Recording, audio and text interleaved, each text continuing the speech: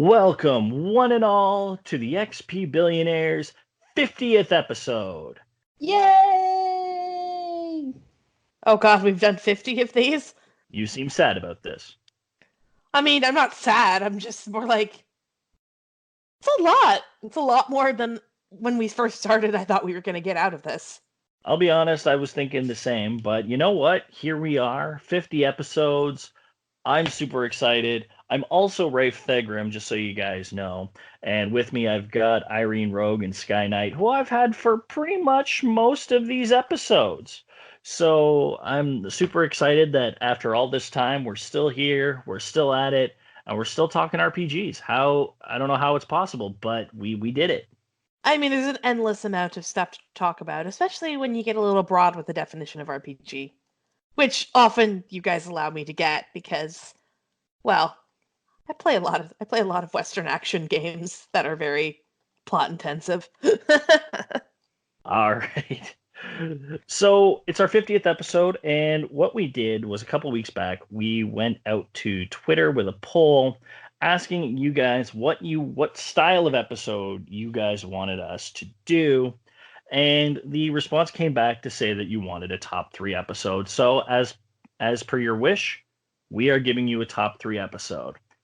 However, because it's our 50th episode, we're going to do things a little different than a typical top 3. We're still going to talk about 3 different things, but we're not going to be ranking them in a top 3 fashion. So for this week's top 3, we're going to do the top 3 characters aged 50 and over. Now, instead of listing them in a top 3 order, we're going to basically just list our favorite from 3 different categories. Now, the categories are as follows. The first one is a character who's 50 plus naturally. So as long as the character has appeared in at least one game in its series at that age, it will count. The next category will be supernatural characters aged 50 plus. So vampires, demons, etc. So a lot of broad options available for you guys there.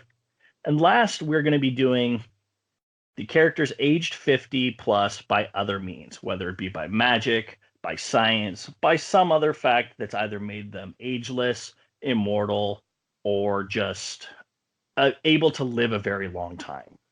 I'm actually really excited about this one. I think we got a lot of really good choices here. It's going to be a good wide variety. So let's get started. We're going to start with our naturally 50 plus characters. So Irene, you're going to cap us off. Give us what you got. So I picked a character that just barely makes it into the cutoff at either 49 or 50 by the end of the first entry in the series, Joel from The Last of Us.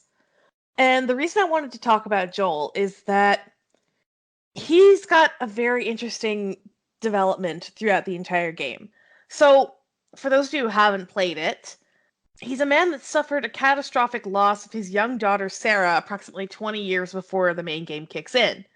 When she was killed, sort of, not by accident, but like unjustly, by a soldier given orders to kill anybody coming out of the infection zone, whether they showed symptoms or not. He shot wildly at Joel and Sarah got hit and died at the scene. So, by the time you actually, reconvene with Joel again in 2033, I think it is, he's basically given up. He's a shell of a man who is, going through the motions, has basically decided that all humanity is garbage, and that whatever he's going to do it for his own personal benefit because, God is dead and nothing good is left in the world. But then he meets Ellie. And over the course of their journey to try and get her to the Fireflies, their relationship changes significantly. She's about the same age his daughter was, so obviously there's a bit of it's difficult for Joel to deal with at first, and he lashes out quite a bit. But as the game progresses, their bond gets much closer and much more like familiar. So he almost becomes like a surrogate father figure to Ellie, and in turn, she becomes almost like the daughter that he lost, to the point where by the end of the game, he's willing to flush the entire world down the toilet in order to save her. And this is a man who basically thought that everyone else outside of him was worthless. So that's why I wanted to talk about this character, because not only is he a total badass, facing down clickers and bloaters and all sorts of the worst of humanity in order to get Ellie where she needs to be, he's also got this really great emotional journey, which I thought was worth mentioning. Yeah, like you said, he just skirts the line here, but yeah, he's definitely a good choice. So yeah, all right, that's our first character at this point. So we're gonna move on to my naturally aged character, and I have picked the craziest sumbitch you could ever encounter on the streets. I have picked the Mad Dog of Shimano. I have picked Goro Majima. Now, Majima was aged 52 in Yakuza 6. One of the reasons I picked Majima is as I've been playing through the Yakuza series, I've really learned that Majima has had about as shitty of a life as his rival, Kiryu Kazuma. What started out as just some batshit crazy member of the Yakuza, Majima was given a lot of depth to his character thanks to Yakuza 0 and Yakuza 4, with parts of each game focusing on a specific moment in his career from back in the 80s. He's a man with a short fuse, but he is unbelievably loyal. In Yakuza 3, he makes a promise with Kiryu to protect the current head of the Dojima family, and he's still keeping this promise 3 games afterwards. I don't know. It's just everything about Majima, no matter how crazy he was after playing through Yakuza 1 or Yakuza Kiwami, where they dialed that up to 11, there's a certain respect that you got to have for Majima with how he's chosen to continue with his life, especially after how the Yakuza have treated him over the years. He's got that eye patch for a reason. Yeah, it was given to him by one of his like uppers. I'll also say that Majima's definition of loyalty is he's definitely loyal to those he believes deserve it. To those he does not believe to be deserving, though, he is definitely duplicitous. He's loyal to Kiryu, that's for sure. But like there was that section in Yakuza Kiwami where like he was ordered to kidnap the little girl, but he made it super easy for Kiryu to find him. He's like, yeah, I did it, but oh well, he came and he beat up my entire crew, which like he did. He threw his entire crew at him. But like he still gave Kiryu a chance, which he didn't have to do. Well, exactly. And like Majima will, in a lot of cases, especially as the series progresses, if he's not going to be on your side, you will know it almost immediately. That's not where you want to be, to be honest, because he may dress up like a hostess or, a zombie and pop out of trunks and attack you at random like some sort of weird. I don't know what he is. He's strange. He's very strange.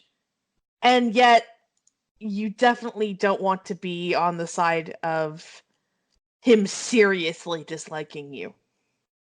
No, absolutely. And you know what? Behind all that insanity, behind all of that, once you start playing some of the other games in the series, like Yakuza 0, you will realize that there is a lot of pain behind that eye patch, not just physically. It is such an interesting journey that Majima goes on. Almost as good as Kiryu's, although Kiryu's has gone so much longer and farther that I definitely like his more, but Majima definitely takes my spot. But that being said, let's move on to Sky's choice. All the old people out there, which one did you choose? I picked Eleanor Silverberg from Suikoden 4, age 55. Eleanor's my favorite of the Silverbergs. Like most of her family, she's a renowned strategist. She plans most of the operations of the army. Unlike most of her relatives, she's a crabby middle-aged lady who drinks far too much for her own good. Like, she's bona fide alcoholic levels. So, she's recommended rather hesitantly by Kika, the Queen of Pirates, as I think of her. So, to recruit her, the protagonist goes to this dinky little island she has exiled herself to, only to get drugged by Eleanor's assistant in a scene that made me laugh my ass off. They're all lying on the ground, and Eleanor's walking up to them with a bottle in her hand. She's rarely without her bottle, going, "What do you want with old Eleanor?" And she's like, clanks the bottle against their heads, right? When they do actually get a chance to speak to her, she only joins the army after learning that her former student is involved with the enemy. And she also makes the protagonist prove himself, because of course she does. What I love about Eleanor, too, is that there's no BS with this lady. She's brilliant. She doesn't put up with other people's crap. Absolutely love that. But she does have a bit of a compassionate streak and a real sense of responsibility towards Graham Cray. That's her former student. And I really respect that. She takes ownership of the fact that Cray is using the skills learned from her in ways that are less than desirable. She's definitely someone interesting. I thought it was really neat that she got to be a playable, at least a walk around character near in the final run of the game, because you split off into two parties that she takes the lead of one. You don't actually get to fight with her, but she actually puts herself out there, which I think is really interesting. Yeah, she doesn't pull any punches. She's one of the ones who's really willing to get down and dirty with any situation in the war.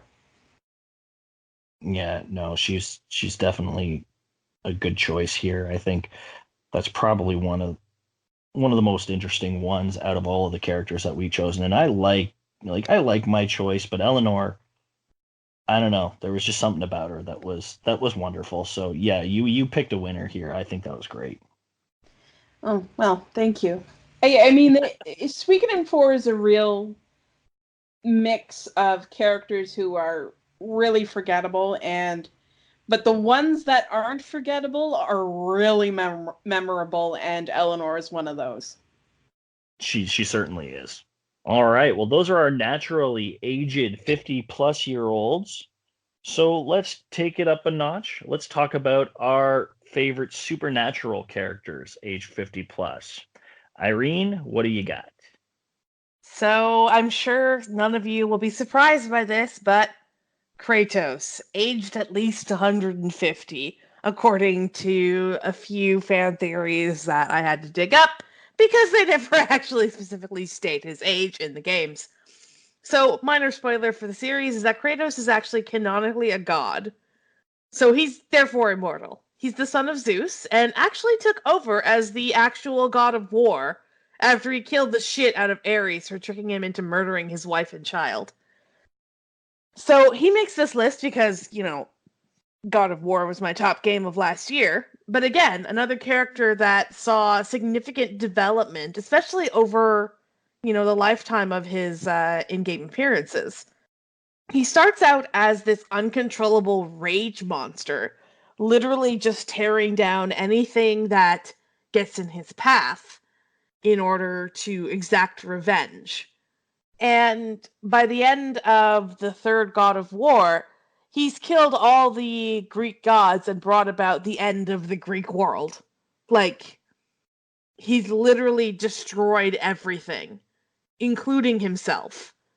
So when we rejoin him in the latest God of War, and he's got this small child in tow, it's a great opportunity to see this character sort of go from his lowest low to trying to figure out a way to be, I guess good isn't the right word, but less shit.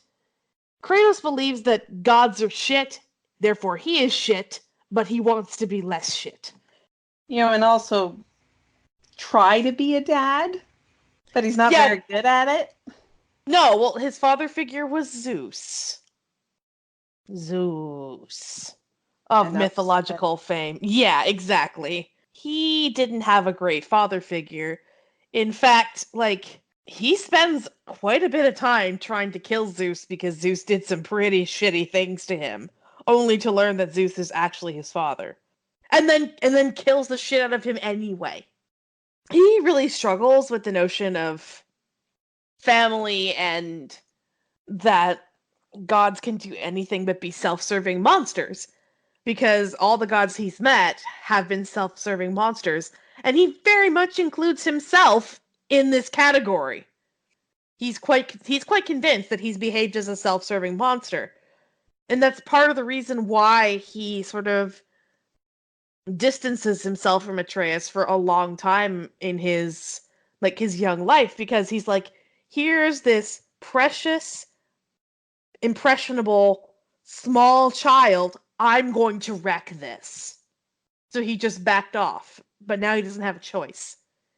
He can't back off anymore. And that really allows for some interesting character development. Like, the folks who have been following my God of War stream, like, I'm sure you're already starting to see it, where he's able to sort of try and connect emotionally with the kid, even though his own emotional growth is so stunted. And I really appreciate that. Yeah, he's definitely come a long way over the years. So it's nice to see that he's getting a lot more recognition, especially now with this new game that's come out. I mean, I know it's over a year old at this point, but it's still incredible for what it's done with Kratos. So I'll give that a lot of credit. So yeah, no, that's definitely a good choice there. All right, let's move on. So my demonic character is in fact somewhat demonic. I have chosen the vampire Valvatores from Disgaea 4, who's aged 2,542. I mean, that might also just be his character level. I'm not sure. It is a Disgaea game. Well, yeah, but they're all the Disgaea characters for the most part Oh, are hundreds, if not thousands, of years old. oh no, I know. I was just making a joke about the ridiculous levels of Disgaea. Sorry for ruining your joke. It's okay. But I think one of the things about my selections, there's a common theme here of loyalty and promises. Because these are the same reasons I really liked Valvatores so much. He's a keeper of his promises, though one of the major ones that they discuss as a huge plot point and spoiler being the one that he could not fulfill. So we won't discuss that, but he's one of the first characters that I found actually had a certain level of respect for Prinnies. His current job has him basically training them for their eternity of servitude. So, and I remember at the very least the first chapter of the game, someone steals the Prinny's reward tuna or something, reward fish, and Val went on basically a quest to go get it back and like hunt down the people who took away his ability to keep that promise. He also has one of the more, awesome looking character designs, and he was just really fun to play with going through. He was a traditional swordsman, but it's still just fun having him in the party. He was really good as a character, as well as the progression he makes throughout the rest of the game. He is one of the most interesting Disgaea protagonists. He's got such a unique perspective on things, and the dynamic between him and his manservant, I guess we call him. I just called him Fenric. Was that his name? I can't Yeah. remember his name. But it was really funny, and he was one of the big reasons I got drawn back into loving Disgaea again after being disappointed with the third game. Yeah, absolutely. Yeah, so that's mine. Apparently, and I'll be honest, spoiler alert for my next one. There's going to be a certain level of loyalty and promises here too. But you guys can mull that one over while we let Sky talk about their demon. Well, Mine's vampire. He's the gayest vampire to ever vampire. Challenge accepted. Keith Valentine from Shadow Hearts.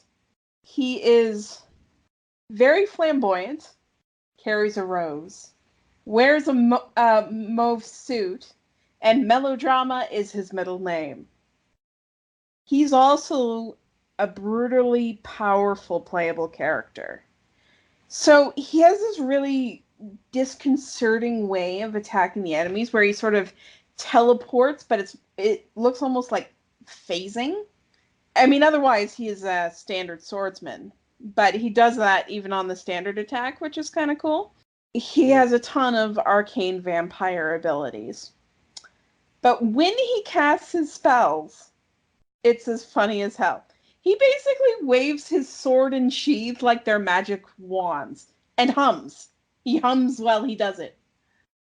He's an absolute delight to play, and really having him around definitely helps lighten up a particularly dark part of the game. Where Keith gets introduced, it is a major plot point, major turning point of the game, and yeah, he's a nice, pleasant part of all that darkness.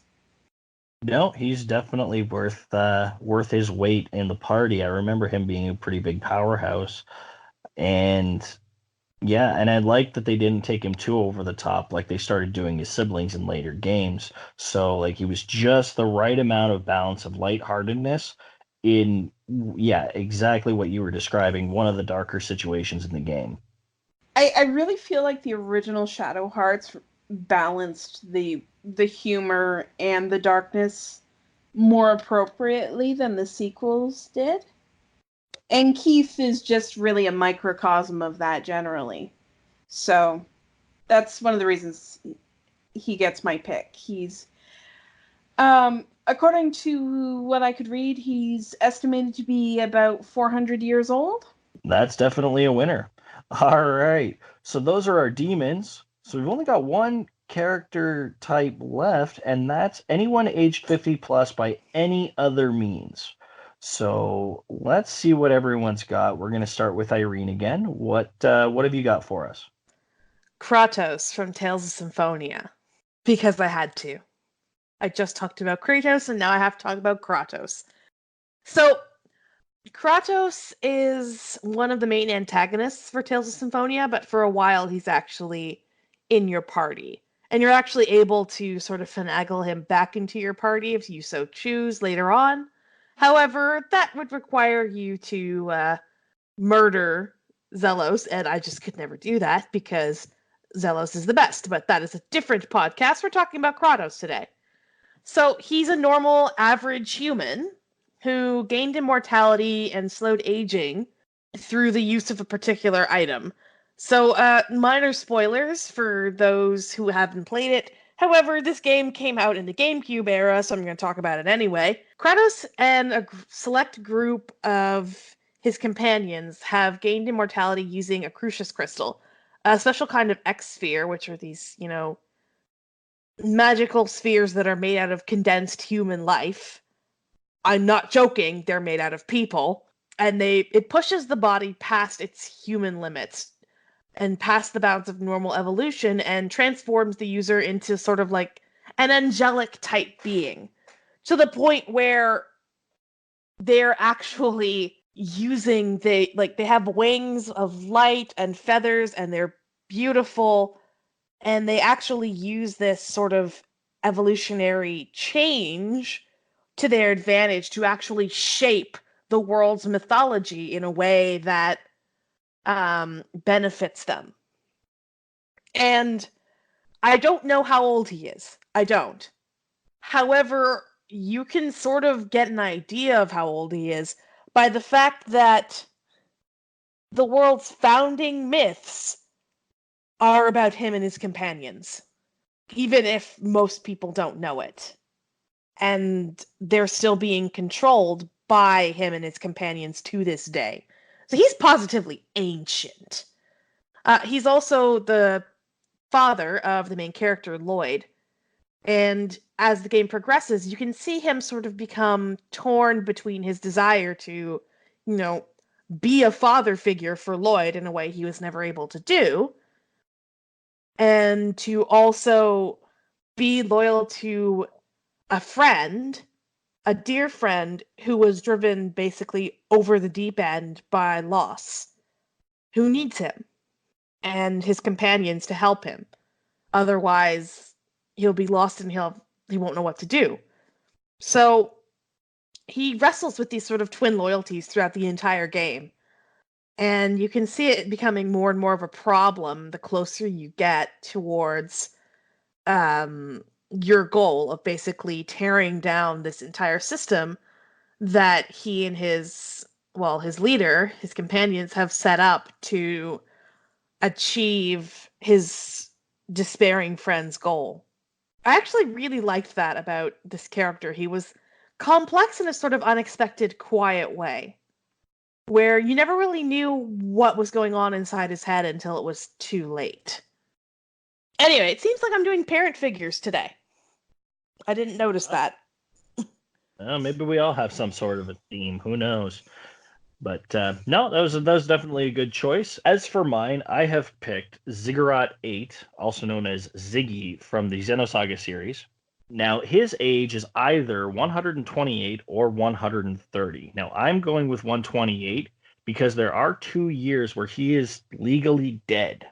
And I'll get to that in just a second. Formerly a cop, Yan Sauer was witness to the murder of his wife and stepson at the hands of a terrorist known as Voyager. Because of that trauma, he decided to end his own life. 2 years later, thanks to a law in the government at the time called the Life Recycling Act, he was revived as a cyborg who still retained all of his memories, but had no rights as a human being. Basically, his primary function then was to do tasks for the corporation that revived him.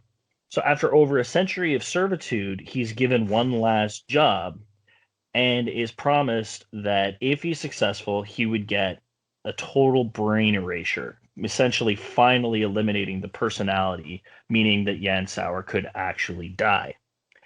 That job, however, was to save the 100 series Realian prototype, Momo. So these two characters, Momo and Ziggy, along with Momo's mother, Yuli Mizrahi, end up building this interesting bond that makes Ziggy really question whether or not dying is a good option for him right now. He's had his chance to become a father figure once again, and there's certainly a definite understanding or willingness to learn from one another with Yuli Mizrahi that would make him want to stick around. In fact, at one point, he does actually go through a life extension process to at least live a little bit longer, because by the end of Xenosaga 2, his time is almost up with this current cycle. But he does make it in through to the next game, which is really interesting. So, and that's a really big decision for him because he's been dwelling on the fact that he was brought back, quote unquote, against his wishes, even though he signed some sort of contract that allowed him to do it. And that he has to carry with him these painful memories of his previous family. So you have to respect that when he makes that decision, it's really difficult for him. So there's a lot more complexity to Ziggy than I thought after playing it through a second time. So I'm really into this. Talk about your ghoulish dead peasant insurance policy. Jesus. Yeah, it's not great. And you can tell, like, that very first scene where they're talking to Ziggy about his mission, how little that council thinks of him. They really do treat him as if he's a robot. Like, that there's nothing human there. With the exception of Yuli Mizrahi, who always treated him like he was another person, which, I thought was pretty telling about her character. Yeah, didn't she, if I remember correctly, she treated all of the characters that were like robots or androids or whatever human hybrids as if they were equal people. Like she was very much like this whatever it is, no matter how, like, what percentage robot or android it is, it's still a person, it's still sentient, therefore it is still deserving of autonomy and respect. And a part of that is because Mizrahi is a part of basically the government subcommittee. And there are laws that give rights to most inorganic life forms, like the Realians, like Momo. I mean, she actually has a lot of reservations about being around Momo, but they're not necessarily because she's a Realian. It's definitely for something else that I don't want to get into right now. But Ziggy was a victim of circumstance, but it gradually is him just slowly getting another chance at being a proper person again, getting what he lost. So Which is wonderful. It is absolutely. All right, we got one left. We've got Sky. What is your other type of old person? Well, I picked someone who doesn't seem old at all, but she really, really is. And I'm talking about Shorelia from Art Nelico. She is 739 years old. Yeesh. Yes. She's the administrator of the first tower in Art Nelico Melody of Alemia, and the third heroine that gets introduced into the game. Though she appears very early on, but she sort of joins the group later. She's a Ravatail, though what type is kind of spoilery. The Ravatails are like a race of female spellcasters, we can put it that way. They're not human. They're human-like, but they're not human. But despite the fact she's been around for hundreds of years at this point, she appears roughly 16 years old and has some really youthful qualities despite this very serious personality she has, due to the fact that she's responsible for all the functioning of the tower and she has so much responsibility. But it's those youthful qualities that just make her so endearing. One of the things about the type of Ravatail that she is that unlike the later Ravatails, like the third generation Ravatails, she doesn't age. But also her personality is basically set in stone. So she still acts very, very childlike, very, very much like a teenager when she's not having to take on all this responsibility.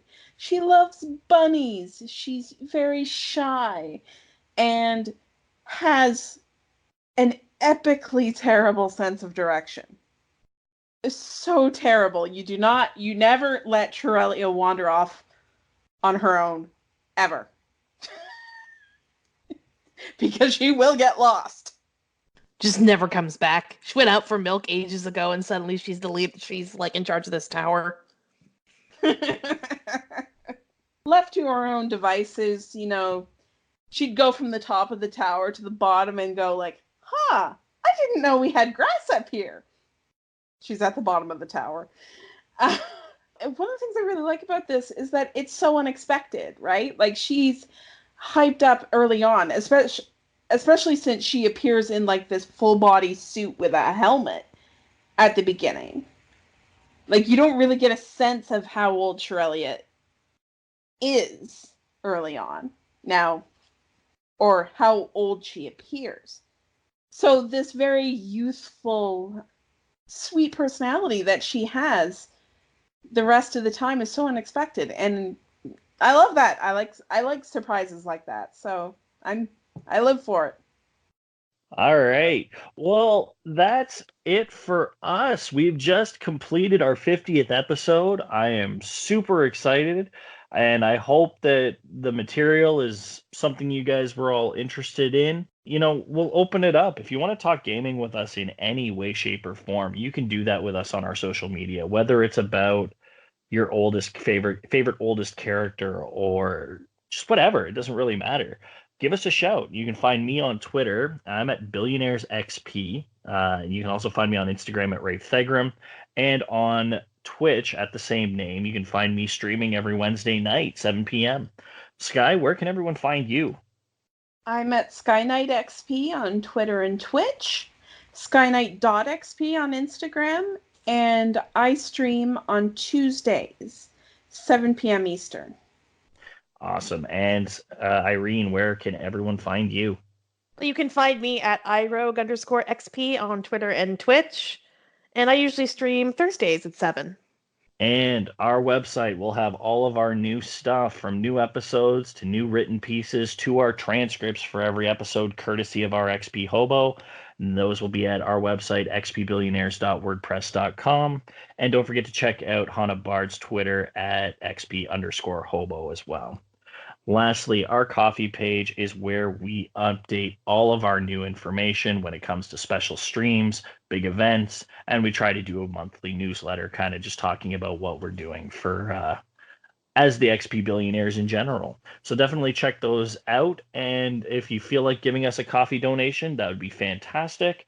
And if not, just spread the word if you like what we're doing so that more people can like what we're doing. So 50 episodes in, but I can promise you the XP Billionaires are going to keep gaming for 50 more. We'll see you next time. Bye. Bye-bye.